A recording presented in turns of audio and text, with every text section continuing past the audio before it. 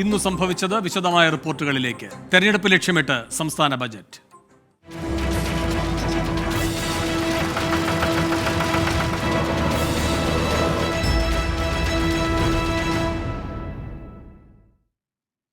അധിക വിഭവ സമാഹരണത്തിന് അറ്റകൈ പ്രയോഗമായി ഭൂമിയിലും കോടതിയിലും കൈവച്ച് സംസ്ഥാന ബജറ്റ്.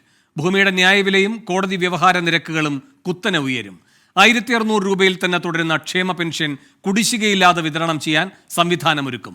സംസ്ഥാന ജീവനക്കാരുടെ പങ്കാളിത്ത പെൻഷൻ പദ്ധതി പിൻവലിക്കുകയും 1 ഗഡു DA പ്രഖ്യാപിക്കുകയും ചെയ്തു. റബ്ബറിന്റെ താങ്ങുവില 10 രൂപ കൂട്ടി 180 ആക്കി. വായ്പയ്ക്ക് കുരുക്ക് വീണതോടെ ഉന്നത വിദ്യാഭ്യാസം ഉൾപ്പെടെയുള്ള മേഖലകളിൽ സ്വകാര്യ പദ്ധതികളും പ്രഖ്യാപിച്ചു. ധനമന്ത്രി KN ബാലഗോപാൽ ബജറ്റ് അവതരിപ്പിക്കുമ്പോൾ ആദ്യം ഉയർന്ന ചോദ്യം ക്ഷേമ പെൻഷൻ ഉയരുമോ എന്നതായിരുന്നു. പെൻഷൻ ഉയരില്ല, എന്നാൽ കൃത്യമായി വിതരണം ചെയ്യാൻ പുതിയ സംവിധാനമെന്ന ധനമന്ത്രി. സർ, പങ്കാളിത്ത പെൻഷൻ സമ്പ്രദായം പുനഃപരിശോധിച്ച് ജീവനക്കാർക്ക് സുരക്ഷിതത്വം നൽകുന്ന ഒരു പെൻഷൻ പദ്ധതി നടപ്പിലാക്കാനാണ് സർക്കാർ ആലോചിക്കുന്നത്. കേന്ദ്ര സർക്കാരിന് നൽകിയ വിഹിതം തിരികെ ലഭ്യമാക്കാൻ ആവശ്യമായ നടപടി സ്വീകരിക്കും. ഒരു അഷ്വേർഡ് പെൻഷൻ സമ്പ്രദായം നടപ്പിലാക്കുന്നതിന് വേണ്ടി പുതിയ സ്കീം രൂപീകരിക്കും. അടുത്തത് ഒരു അപ്രതീക്ഷിത നീക്കം. സർക്കാർ ജീവനക്കാരുടെ പങ്കാളിത്ത പെൻഷൻ പദ്ധതി പിൻവലിക്കുന്നതായി പ്രഖ്യാപനം. പകരം സംവിധാനമൊരുക്കും. സർക്കാർ ജീവനക്കാരുടെ 1 ഗഡു ക്ഷാമബത്ത ഏപ്രിലിലെ ശമ്പളത്തിനൊപ്പം. കാർഷിക മേഖലയിൽ റബ്ബറിന്റെ വാങ്ങൽ വില 170 രൂപയിൽ നിന്ന് 180 രൂപയാക്കി. വരുമാനം കണ്ടെത്താൻ എന്തൊക്കെ വഴിയെന്ന ചോദ്യത്തിന് ഭൂമിയിൽ തന്നെ ആദ്യ പിടി. ന്യായവില പരിഷ്കരിക്കും. ഇത് രജിസ്ട്രേഷൻ സ്റ്റാമ്പ് നിരക്കുകൾ കുത്തനെ ഉയർത്തും. പിന്നെ കോടതി ചെലവുകളുടെ നിരക്കും ഉയരും. അപ്പീലുകൾ നൽകുന്നതിനും മറ്റും 4 മടങ്ങ് മുതൽ നിരക്ക് വർദ്ധിക്കും. 2010 ശേഷം ഉണ്ടായിട്ടുള്ള വികസനങ്ങളുടെ അടിസ്ഥാനത്തിൽ ഭൂമി വിലയിൽ ഉണ്ടായ വർധന കണക്കിലെടുത്ത് സംസ്ഥാനത്തെ ഫെയർ വാല്യൂ കുറ്റമറ്റ രീതിയിൽ പരിഷ്കരിക്കാൻ നടപടികൾ സ്വീകരിക്കുന്നതാണ്. ഫെയർ വാല്യൂ കുറ്റമറ്റ രീതിയിൽ പരിഷ്കരിക്കുന്നതോടൊപ്പം ഓരോ വസ്തുവിൻ്റെ ഉപയോഗക്രമം അനുസരിച്ചുള്ള ഭൂനികുതി നിർണ്ണയിക്കുന്നതിനും നടപടികൾ കൈക്കൊള്ളുന്നതാണ്. മദ്യത്തിന് ഗാലനേജ് ഫീ 5 രൂപയിൽ നിന്ന് 10 രൂപയിലേക്ക് ഉയർത്തി. വർഷം 200 കോടി രൂപയാണ് സർക്കാർ അധികം ലക്ഷ്യമിടുന്നത്. ഇത് നിർമ്മാണ മേഖലയിലെ തുകയായതിനാൽ അന്തിമമായി മദ്യവില ഉയരില്ല എന്നാണ് ബെവ്കോ വിശദീകരിക്കുന്നത്. പാട്ടത്തുക പിരിച്ചെടുക്കാൻ ആംനസ്റ്റി പദ്ധതി പ്രഖ്യാപിച്ച ബജറ്റ് മണൽവാരൽ പുനരാരംഭിക്കുമെന്നും പ്രഖ്യാപിക്കുന്നു. കിഫ്ബി വഴി നടപ്പാക്കുന്ന പദ്ധതികൾ വിവാദങ്ങൾക്കിടെയും തുടരുമെന്നാണ് പ്രഖ്യാപനം. 34,530 കോടിയുടെ മൂലധന ചെലവുകളാണ് പ്രഖ്യാപിച്ചിരിക്കുന്നത്. പൊതുജന പങ്കാളിത്തമുള്ള ആരോഗ്യ സുരക്ഷാ ഫണ്ടും ഉന്നത വിദ്യാഭ്യാസ മേഖലയിൽ പൂർവ്വ വിദ്യാർത്ഥികളിൽ നിന്ന് പണം സ്വീകരിച്ച് വികസന പദ്ധതികളും ലക്ഷ്യമിടുന്നു. സ്വകാര്യ സർവകലാശാലകൾ കേരളത്തിലേക്ക് വരുമെന്ന സൂചനയും ബജറ്റ് നൽകുന്നു. നവകേരള സദസ്സിൽ വന്ന നിർദ്ദേശങ്ങൾ നടപ്പാക്കാൻ 1000 കോടി നീക്കിവെക്കുന്ന ബജറ്റ് കേരളീയം തുടരുമെന്നും പ്രഖ്യാപിക്കുന്നു. ഇനി കേന്ദ്രം സഹായിച്ചില്ലെങ്കിലോ എന്ന ചോദ്യത്തിന് പ്ലാൻ ബി എന്നതാണ് ധനമന്ത്രിയുടെ ഉത്തരം. അതല്ല, ധനവ്യവസ്ഥയെ കൂടുതൽ കേന്ദ്രീകരിക്കുന്ന നടപടിയാണ് കേന്ദ്രം സ്വീകരിക്കുന്നതെങ്കിലോ കേരളത്തോടുള്ള അവഗണന തുടരുകയാണെങ്കിലോ തീർച്ചയായും നമുക്ക് ഒരു പ്ലാൻ ബിയെക്കുറിച്ച് ആ ഘട്ടത്തിൽ ആലോചിക്കേണ്ടി വരും. കടുത്ത സാമ്പത്തിക പ്രതിസന്ധിക്കിടെ അവതരിപ്പിച്ച വമ്പൻ പ്രഖ്യാപനങ്ങളില്ലാത്ത ബജറ്റ്. മന്ത്രി KN ബാലഗോപാൽ അവതരിപ്പിച്ച ബജറ്റിനെ പൊതുവെ ഇങ്ങനെ വിശേഷിപ്പിക്കാം: അധിക വിഭവ സമാഹരണത്തിന് ഊന്നൽ നൽകുമ്പോഴും ജനങ്ങളുടെ മേൽ അധിക ബാധ്യത അടിച്ചേൽപ്പിച്ചിട്ടില്ല എന്നാണ് ധനമന്ത്രിയുടെ നിലപാട്.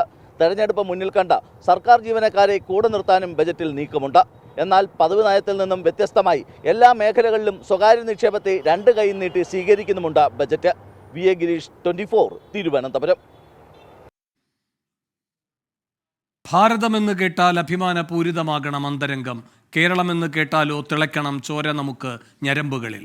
വള്ളത്തോൾ കവിത ചൊല്ലി കേരളം ഒന്നിച്ചു നിൽക്കണം എന്ന സന്ദേശം നൽകിയാണ് ധനമന്ത്രി KN ബാലഗോപാൽ തന്റെ 2.5 മണിക്കൂർ നീണ്ട ബജറ്റ് പ്രസംഗം അവസാനിപ്പിച്ചത്. 3ാം സമ്പൂർണ്ണ ബജറ്റ് അവതരിപ്പിച്ച KN ബാലഗോപാലിന്റെ ഏറ്റവും ദൈർഘ്യമേറിയ ബജറ്റ് പ്രസംഗവും ഇതുതന്നെ. ബജറ്റ് പ്രസംഗത്തിന്റെ പകർപ്പുമായി രാവിലെ അച്ചടി ധനകാര്യ വകുപ്പിലെ ഉദ്യോഗസ്ഥർ ധനമന്ത്രിയുടെ വസതിയിലെത്തിയതു മുതൽ ഉദ്വേഗം. സാമ്പത്തിക ഞെരുക്കത്തിന്റെയും പൊതു തെരഞ്ഞെടുപ്പിന്റെയും കാലത്ത് KN ബാലഗോപാൽ ബജറ്റിൽ കരുതി വെച്ച മാജിക് എന്തായിരിക്കും?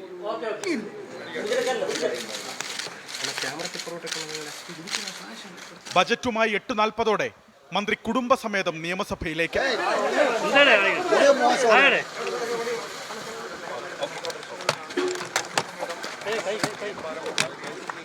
മുഖ്യമന്ത്രിക്കും മന്ത്രിമാർക്കും സഹപ്രവർത്തകർക്കും ഹസ്തദാനം നൽകി ബജറ്റ് പ്രസംഗം ആരംഭിച്ചു. തകരില്ല കേരളം, തളരില്ല കേരളം, തകർക്കാനാവില്ല കേരളത്തെ എന്ന ശക്തമായ വികാരത്തോടെ മുന്നേറാൻ കഴിയണമെന്ന് ധനമന്ത്രി.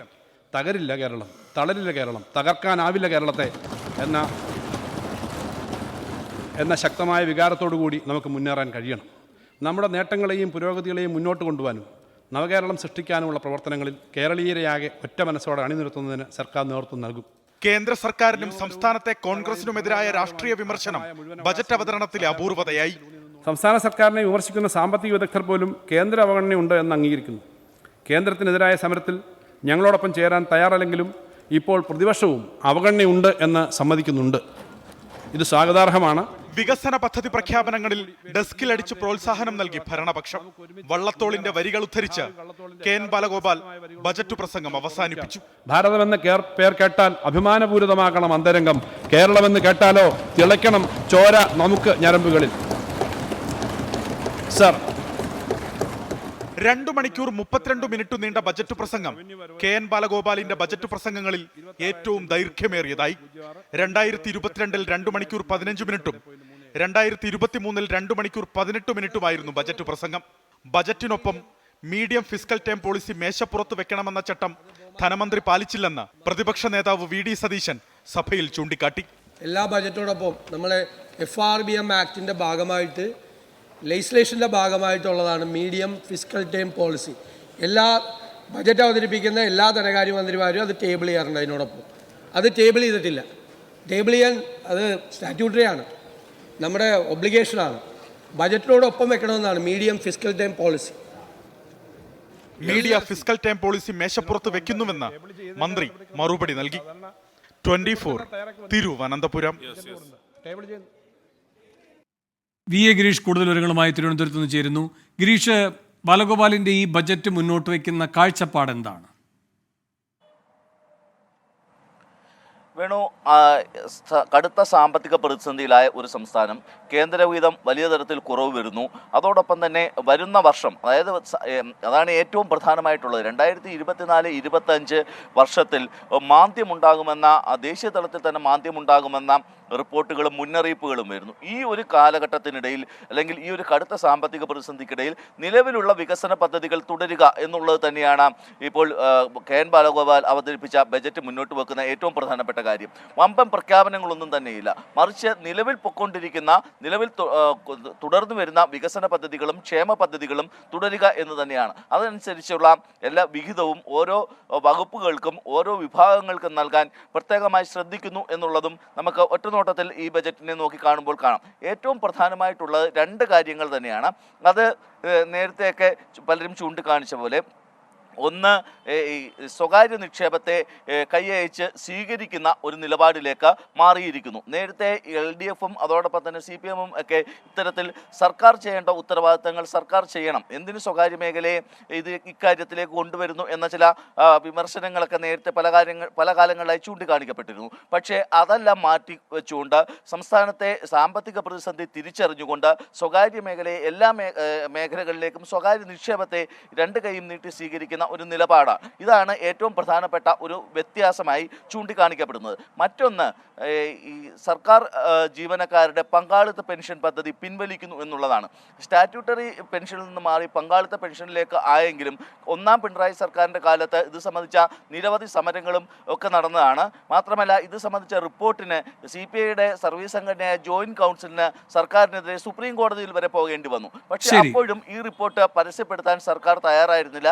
അപ്പോൾ ഇത്തരത്തിൽ ഈ പങ്കാളിത്ത പെൻഷൻ പദ്ധതി പിൻവലിച്ചുകൊണ്ട് ഒരു പുതിയ പദ്ധതി കൊണ്ടുവരുന്നു. അതോടൊപ്പം തന്നെ അധിക വിഭവ സമാഹരണത്തിന് നേതൃത്വം നൽകുമ്പോഴും സാധാരണക്കാരെ വലിയ തരത്തിൽ ബുദ്ധിമുട്ടിക്കുന്നില്ല എന്നുള്ളത് തന്നെയാണ് ഈ ബജറ്റിന്റെ ചില പ്രത്യേകതകളായി ചൂണ്ടിക്കാണിക്കാൻ പറ്റുന്നത്. വേണു, വി.എ. ഗിരീഷാണ് തിരുവനന്തപുരത്ത് നിന്ന് വിശദാംശങ്ങളുമായി ചേർന്നത്.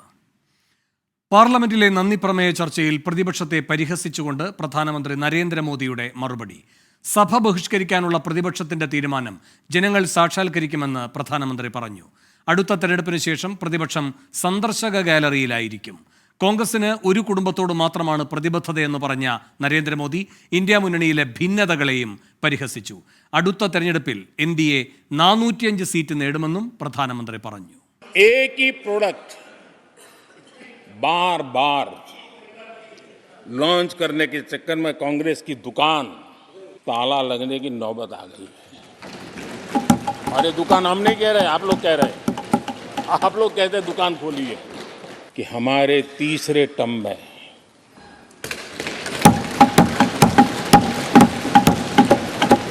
भारत दुनिया की तीसरी बड़ी आर्थिक ताकत बनेगा और ये मोदी की गारंटी है।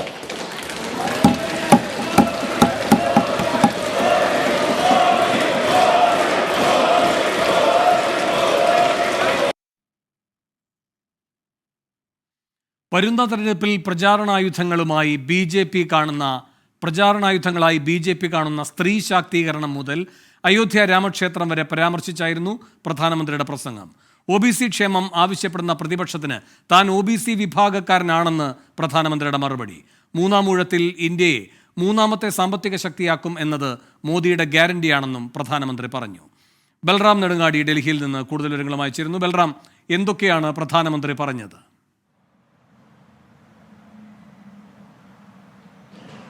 വേണു, 2024 ലോക്സഭാ തിരഞ്ഞെടുപ്പിൽ BJP എന്തെല്ലാമായിരിക്കും ആയുധങ്ങൾ ആക്കുക എന്ന് വ്യക്തമായ ഒരു ചിത്രം നൽകുന്നതാണ് പ്രധാനമന്ത്രിയുടെ പാർലമെന്റിലെ പ്രസംഗം. ഈ ലോക്സഭയുടെ കാലത്തുള്ള ഏറ്റവും ഒടുവിലത്തെ പ്രധാനമന്ത്രിയുടെ പ്രസംഗമായിരിക്കും ഇത്. അതുകൊണ്ട് തന്നെ ഇതിൽ എല്ലാ കാര്യങ്ങളും സർക്കാരിൻ്റെ കഴിഞ്ഞ 2 സർക്കാരുകളുടെ ഭരണ നേട്ടങ്ങളെ മുഴുവനായും പരാമർശിച്ച പ്രധാനമന്ത്രി ഒപ്പം തന്നെ പ്രതിപക്ഷത്തിൻ്റെ ആയുധങ്ങളെ ഓരോന്നിനായി എടുക്കുകയും അതിനെ പൊളിക്കുകയും ചെയ്തു എന്നുള്ളതാണ് തൻ്റെ പ്രസംഗത്തിൽ നിർവഹിച്ചിരിക്കുന്നത്. അദ്ദേഹം ലോക്സഭയിൽ പ്രസംഗം ആരംഭിച്ച ഘട്ടത്തിൽ പുതുക്കിപ്പണിത സഭയെക്കുറിച്ചും ചെങ്കോലിനെക്കുറിച്ചും സംസാരിച്ച് തുടങ്ങിയ പ്രധാനമന്ത്രി നേരെ തന്നെ പ്രതിപക്ഷത്തെ ആക്രമിക്കാനാണ് ആദ്യഘട്ടത്തിൽ തന്നെ ശ്രമിച്ചത്. സഭ ബഹിഷ്കരിക്കാനുള്ള പ്രതിപക്ഷത്തിൻ്റെ തീരുമാനം അത് വരുന്ന തിരഞ്ഞെടുപ്പിന് ശേഷം ജനങ്ങൾ സാക്ഷാത്കരിക്കും. പ്രതിപക്ഷം സന്ദർശക ഗാലറിയിലേക്ക് ഒതുങ്ങും. സോണിയാഗാന്ധി രാജ്യസഭയിലേക്ക് മത്സരിക്കാൻ പോകാൻ ആഗ്രഹിക്കുന്നു എന്ന റിപ്പോർട്ടുകൾ ഉൾപ്പെടെ പ്രധാനമന്ത്രി പേരെടുത്ത് പറയാതെ പരാമർശിച്ചുകൊണ്ട് ചില നേതാക്കൾ രാജ്യസഭയിലേക്ക് പോകാൻ ആഗ്രഹിക്കുന്നു എന്നതടക്കമുള്ള പരാമർശങ്ങൾ പ്രധാനമന്ത്രി നടത്തി. ഒപ്പം തന്നെ രാഹുൽ ഗാന്ധിയെയും കോൺഗ്രസിൻ്റെ രാഹുൽ ഗാന്ധി സ്ഥിരമായി ഉപയോഗിക്കുന്ന സ്നേഹത്തിൻ്റെ കട എന്നതും പേരെടുത്ത് പറയാതെ പ്രധാനമന്ത്രി പരിഹസിക്കുകയും കട തുറക്കാൻ ശ്രമിക്കുന്ന കോൺഗ്രസിൻ്റെ കട പൂട്ടും എന്ന് അദ്ദേഹം പറയുകയും ചെയ്തു. കോൺഗ്രസ് ഒരു നേതാവിനെ മാത്രം കടയിലൂടെ റീലോഞ്ച് ചെയ്യാനാണ് ശ്രമിക്കുന്നത്. പലതവണ റീലോഞ്ച് ചെയ്യാൻ കോൺഗ്രസ് ശ്രമിക്കുന്നു എന്ന പരിഹാസവും പ്രധാനമന്ത്രി നടത്തി. കോൺഗ്രസിനെതിരെ കടുത്ത വിമർശനങ്ങളാണ് പ്രധാനമന്ത്രി നടത്തിയത്. പ്രതിപക്ഷത്തെ മറ്റ് പാർട്ടികളെ ഉയർന്നു വരാനും കോൺഗ്രസ് അനുവദിക്കുന്നില്ല, മറ്റ് പാർട്ടികളെ അടിച്ചമർത്തുന്നു, പാർട്ടിക്കുള്ളിലെ തന്നെ നേതാക്കളെ, കഴിവുള്ള നേതാക്കളെ കോൺഗ്രസ് അടിച്ചമർത്തുന്നു, വളരാൻ അനുവദിക്കുന്നില്ല എന്നും ദീർഘകാലം പ്രതിപക്ഷത്തിരിക്കാൻ കോൺഗ്രസിനെ അനുഗ്രഹിക്കട്ടെ, പ്രതിപക്ഷത്തെ അനുഗ്രഹിക്കട്ടെ എന്ന പരാമർശവും പ്രധാനമന്ത്രി. ശരി, ബൽറാം നെടുങ്ങാടിയാണ് പ്രധാനമന്ത്രിയുടെ മറുപടി പ്രസംഗത്തിന്റെ വിശദാംശങ്ങളുമായി ഡൽഹിയിൽ നിന്ന് ചേർന്നത്. പത്തനംതിട്ടയിൽ പ്രായപൂർത്തിയാകാത്ത പെൺകുട്ടിയെ പീഡിപ്പിച്ച കേസിൽ 3 പേർ അറസ്റ്റിൽ. KSEB ജീവനക്കാരൻ മുഹമ്മദ് റാഫി, സജാദ്, പ്രായപൂർത്തിയാകാത്ത ഒരാൾ എന്നിവരാണ് അറസ്റ്റിലായത്. റാന്നി DYSP ഓഫീസിൽ കീഴടങ്ങിയ മറ്റൊരു യുവാവിനെ പോലീസ് ചോദ്യം ചെയ്യുന്നു. ശ്രീകുമാരൻ പത്തനംതിട്ടയിൽ നിന്ന് കൂടുതൽ വിവരങ്ങളുമായി ചേരുന്നു. ശ്രീത്ത്, എപ്പോഴായിരുന്നു ഈ സംഭവം? പുറത്തുവരുന്ന വിവരങ്ങൾ എന്തൊക്കെയാണ്? 2022 ജൂണിലാണ് കേസിനാസ്പദമായ സംഭവം. ഇതിൽ ഞെട്ടിക്കുന്ന വിവരം വേണു, 18 പ്രതികളാണ് കേസിലുള്ളത് എന്ന ഞെട്ടിക്കുന്ന വിവരമാണ് ഇതിനകം തന്നെ കഴിഞ്ഞ ദിവസം നമ്മൾ തന്നെ പുറത്തുവിട്ടത്. 24 ആണ് വാർത്ത ആദ്യമായി പുറത്തുവിടുന്നത്. 18 പ്രതികളാണ് ഉള്ളത്. പത്തനംതിട്ട ജില്ലയിലെ കിഴക്കൻ മേഖലയിലെ ഒരു സ്കൂളിലെ +1 വിദ്യാർത്ഥിനിയാണ് ഈ പെൺകുട്ടി. എന്തായാലും ഈ പെൺകുട്ടി സ്കൂളിൽ പോകാതിരുന്നതിനെ തുടർന്നായിരുന്നു ഇത്തരത്തിലൊരു പരിശോധന CWCയുടെ ഭാഗത്തു നിന്നുണ്ടായത്. അങ്ങനെ കൗൺസിലിംഗിനിടെയാണ് നിർണായകമായ വിവരങ്ങൾ പുറത്തുവരുന്നത്. അപ്പോഴാണ് ഇൻസ്റ്റാഗ്രാം വഴി പരിചയപ്പെട്ട ഒരാളുമായി അടുപ്പത്തിലാവുകയും പിന്നീട് ചില വീഡിയോകളൊക്കെ ചിത്രീകരിച്ച് അത് വിവിധ ഘട്ടങ്ങളിലേക്ക് പ്രചരിപ്പിക്കുന്ന ഒരു സാഹചര്യം ഉണ്ടായി എന്ന തരത്തിൽ പെൺകുട്ടിയുടെ മൊഴി വരുന്നത്. അതിനുശേഷം 18 പേർ തന്നെ ചൂഷണം ചെയ്തു എന്ന നിർണായകമായ ഞെട്ടിക്കുന്ന മൊഴി പുറത്തു വരുന്നു. അതിനാണ് ഇപ്പോൾ ഒരു KSEB ജീവനക്കാരനായ ഒരാളും അതുപോലെ തന്നെ സജാദ് എന്ന മറ്റൊരാളും, KSEB ജീവനക്കാരന്റെ പേര് റാഫി എന്നാണ്, സജാദ്, റാഫി, പ്രായപൂർത്തിയാകാത്ത ഒരാൾ, അതായത് ഈ സംഭവം നടക്കുന്ന സമയത്ത് പ്രായപൂർത്തിയായിരുന്ന ഒരാളും ഇതിൽ കേസിൽ ഉൾപ്പെടുന്നുണ്ട്. ഇതിൽ ഏറ്റവും നിർണായകമായ വിവരം, വരും മണിക്കൂറുകളിൽ ചില രാഷ്ട്രീയ നേതാക്കളുടെ പേര്, ഒരു പ്രാദേശിക രാഷ്ട്രീയ നേതാവിന്റെ പേര് കൂടി, യുവജന സംഘടനാ നേതാവിന്റെ പേര് കൂടി പറഞ്ഞു കേൾക്കുന്നുണ്ട്. എന്തായാലും ആ യുവാവും ഇപ്പോൾ റാന്നി സ്റ്റേഷനിൽ കീഴടങ്ങിയിട്ടുണ്ട് എന്നാണ് മനസ്സിലാക്കുന്നത്. ഇയാളുടെ അറസ്റ്റും ഉടൻ തന്നെ രേഖപ്പെടുത്തും. അങ്ങനെയാണെങ്കിൽ ഇയാളുടെ അടക്കമുള്ള പേര് വിവരങ്ങൾ അല്പസമയത്തിനകം തന്നെ ലഭ്യമാക്കാനാകും. കൂടുതൽ പ്രതികളുള്ളത് മറ്റു സ്ഥലങ്ങളിലാണ്. അതിൽ ഇടുക്കിയുണ്ട്, കണ്ണൂരുണ്ട്, എറണാകുളമുണ്ട് എന്ന തരത്തിലുള്ള വാർത്തകളൊക്കെ പുറത്തു വരുന്നുണ്ട്. എന്തായാലും പ്രതികളെ എല്ലാവരെയും തന്നെ ലൊക്കേറ്റ് ചെയ്യാൻ പോലീസിന് കഴിഞ്ഞിട്ടുണ്ട് എന്നാണ് മനസ്സിലാക്കുന്നത്. ഇവരുടെ എല്ലാവരുടെയും അറസ്റ്റ് ഉണ്ടാവും. എന്തായാലും വരും മണിക്കൂറിൽ നിർണായകമായ വിവരം കൂടി പുറത്തുവിടാനുണ്ട്. അത് അല്പസമയത്തിനകം തന്നെ നമുക്ക് ലഭിക്കുമെന്നാണ് പ്രതീക്ഷിക്കുന്നത്. ശരി, ശ്രീമാനാണ് പത്തനംതിട്ടയിൽ നിന്ന് വിവരങ്ങൾ നൽകിയത്. മാസപ്പടി വിവാദം അന്വേഷിക്കുന്ന സീരിയസ് ഫ്രോഡ് ഇൻവെസ്റ്റിഗേഷൻ ഓഫീസ് ഉദ്യോഗസ്ഥർ ആലുവയിലെ CMRL ആസ്ഥാനത്ത് റെയ്ഡ് നടത്തി. SFIO deputy director M. Arun പ്രസാദിന്റെ നേതൃത്വത്തിലുള്ള സംഘമാണ് കരിമണൽ കമ്പനിയിൽ പരിശോധന നടത്തിയത്. CMRLും മുഖ്യമന്ത്രിയുടെ മകൾ വീണ വിജയന്റെ എക്സാലോജിക് കമ്പനിയും തമ്മിലുള്ള ഇടപാടാണ് SFIO അന്വേഷിക്കുന്നത്. രാവിലെ 9 മണിക്ക് CMRL ആസ്ഥാനത്ത് ആരംഭിച്ച റെയ്ഡ് 4 മണിവരെ നീണ്ടുനിന്നു. മുൻകൂട്ടി അറിയിക്കാതെ എത്തിയ അന്വേഷണ സംഘം രേഖകൾ പരിശോധിക്കുകയും ജീവനക്കാരുടെ മൊഴിയെടുക്കുകയും ചെയ്തു. കമ്പനി ജീവനക്കാരോട് മൊബൈൽ ഫോണോ ലാൻഡ് ഫോണോ ഉപയോഗിക്കരുതെന്ന നിർദ്ദേശം നൽകിയ ശേഷമാണ് പരിശോധന ആരംഭിച്ചത്. നിലവിൽ പ്രാഥമിക പരിശോധനയാണ് SFIO നടത്തുന്നത്. ശേഷം സമഗ്രമായ റിപ്പോർട്ട് കോർപ്പറേറ്റ് മന്ത്രാലയത്തിന് കൈമാറും. കേസെടുക്കലും ചോദ്യം ചെയ്യലും തുടർന്നാകും നടക്കുക. എക്സാലോജിക്കിനെതിരായ SFIO അന്വേഷണ പരിധിയിൽ പൊതുമേഖലാ സ്ഥാപനമായ KSADCയും ഉൾപ്പെടും. അതേസമയം എക്സാലോജിക്കിനെതിരെ നടക്കുന്ന രജിസ്ട്രാർ ഓഫ് കമ്പനീസിന്റെ അന്വേഷണം സീരിയസ് ഫ്രോഡ് ഇൻവെസ്റ്റിഗേഷൻ ഓഫീസിന് കൈമാറി അടുത്തിടെയാണ് ഉത്തരവിറങ്ങിയത്. 6 അംഗ സംഘത്തെയായിരുന്നു അന്വേഷണത്തിന് നിയോഗിച്ചത്. 8 മാസത്തിനകം അന്വേഷണം പൂർത്തിയാക്കണമെന്നായിരുന്നു ഉത്തരവിലെ നിർദ്ദേശം. എസ് ശ്രീകാന്ത്, 24, കൊച്ചി. ലോക്സഭാ തെരഞ്ഞെടുപ്പിൽ ലീഗിന്റെ 3ാം സീറ്റ് ആവശ്യത്തിൽ തീരുമാനം വൈകുന്നു. ഇന്ന് ചേർന്ന UDF നേതൃയോഗത്തിൽ ധാരണയായില്ല. ഈ മാസം 14 നടക്കുന്ന യോഗത്തിൽ തീരുമാനമെടുക്കുമെന്ന് UDF കൺവീനർ MM ഹസൻ പറഞ്ഞു. ഞങ്ങളെ സംബന്ധിച്ചിടത്തോളം ഞങ്ങൾ ഇന്ന് ഉണ്ടായ ചർച്ച പാർട്ടി കമ്മിറ്റിയിൽ വെച്ചിട്ട് 13-ാം തീയതി വീണ്ടും ചർച്ച ചെയ്യാം എന്നാണ് വെച്ചിരിക്കുന്നത്. 13 വീണ്ടും ചർച്ച ആവശ്യമുണ്ട്. അത് 13-ാം തീയതി ചർച്ച തുടരും. അതാണ് സ്ഥിതി. ചർച്ച തുടരുന്നുണ്ട്.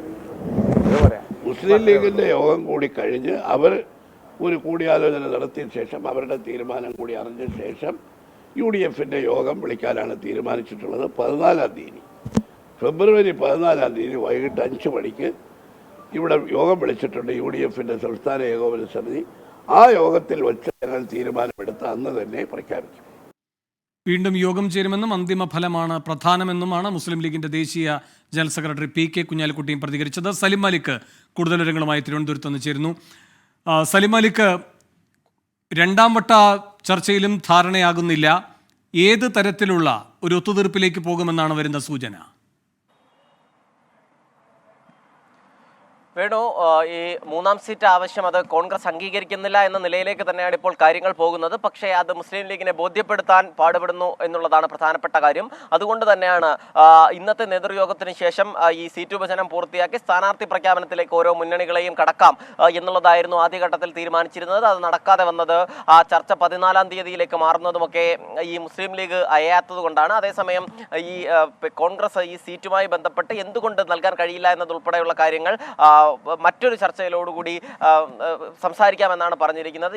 എല്ലാ കക്ഷികളും കൂടിയിരിക്കുന്ന ഒരു യോഗത്തിൽ അത് വേണ്ട, ഒന്നുകൂടി ഒരു ഉഭയകക്ഷി ചർച്ച എന്ന നിലയിൽ അതല്ലാത്ത സ്വഭാവത്തിലോ എന്തായാലും ചർച്ച ചെയ്യാം എന്നുള്ളതാണ് കോൺഗ്രസ് നേതൃത്വം പറഞ്ഞിരിക്കുന്നത്. നിലവിൽ ഈ 3ാം സീറ്റ് ആവശ്യം അത് വയനാട് സീറ്റ് അല്ലെങ്കിൽ കണ്ണൂർ സീറ്റ് എന്നുള്ള കാര്യത്തിൽ തന്നെ ഉറച്ചു നിൽക്കുകയാണ്. അതേസമയം ഇനി മുസ്ലിം ലീഗിന്റെ കോർ കമ്മിറ്റി കൂടി ചേർന്നതിന് ശേഷം ആ നിലപാടിൽ എന്തെങ്കിലും മാറ്റം വരുത്തണോ എന്ന് തീരുമാനിക്കും എന്നുള്ളത് കൂടി പറയുന്നുണ്ട്. പ്രത്യേകിച്ചും ഒരു പരസ്യമായ വിഴുപ്പലക്കലിലേക്കൊന്നും പോകേണ്ട എന്നുള്ളതാണ് നിലവിൽ മുന്നണിയുടെ ലീഗിന്റെയും കോൺഗ്രസിന്റെയും ഒക്കെ തീരുമാനവും. വേണു, ശരി. സലിം മാലിക്കാണ് തിരുവനന്തപുരത്ത് നിന്ന് വാർത്തയുടെ വിശദാംശങ്ങളുമായി ചേർന്നത്. ഇതോടെ ഇന്ന് സംഭവിച്ചത് അവസാനിക്കുന്നു.